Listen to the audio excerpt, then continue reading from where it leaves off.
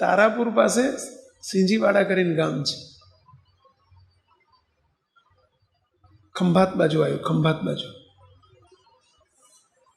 તો એ ગામમાં ગયેલા, પછી મંદિરમાં ગયા. ત્યાં કાર્ય સત્સંગનું મંદિર છે, ભક્ત ચિંતામણી ગ્રંથ છે, એમાં સિંજીવાડાનું 32 વખત નામ આવે છે. મહારાજ એ ગામમાં 32 વખત પધારેલા. એટલે કોઈ દર હું ગયેલો નહીં મંદિર ગામમાં, એટલે ગામના ઝાંપામાં તેમ ઘણી વખત ગાડી લઈને નીકળેલા. પણ તે દાડે થોડો ટાઈમ હતો અમારે, એટલે ચલો કીધું આજે મહારાજનું પ્રસાદીનું ગામ છે, મંદિરમાં દર્શન કરવા જઈએ.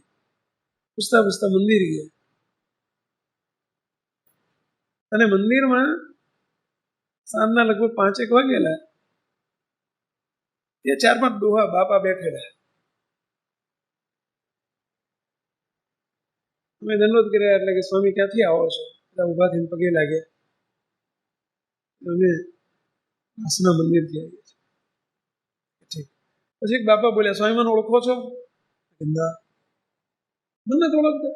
નથી ઓળખતો બાપા, હું અજાણ્યાથી પહેલી વખત આવ્યો છું. મને નથી ઓળખતા?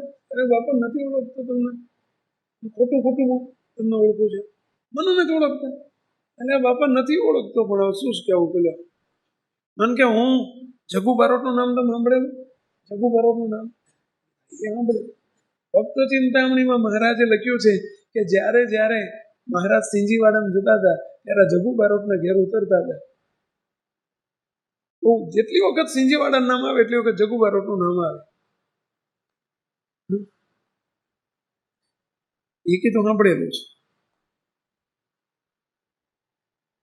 છે કે જગુ બારોટનો હું 6ઠી પેઢીનો વારસદાર છું. કે જગુ બારોટનો 6ઠી પેઢીનો વારસદાર. કે આ બાપા જગુ બારોટ, આ દાદા. હા હવે ઓળખ્યા લ્યો. મેં કીધું તમે મને ઓળખો છો? કીધું વાસના સંત. એમ નહીં કે તમે ગોપાળાનંદ નામ સાંભળેલું?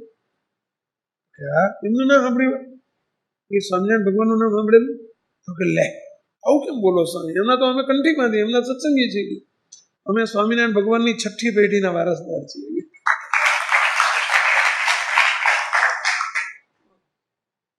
અમે તો જગુ બારોટના 6ઠી પેઢીના વારસદાર. અમે તો સ્વયં સ્વામિનારાયણ ભગવાનના 6ઠી પેઢીના વારસદાર છીએ.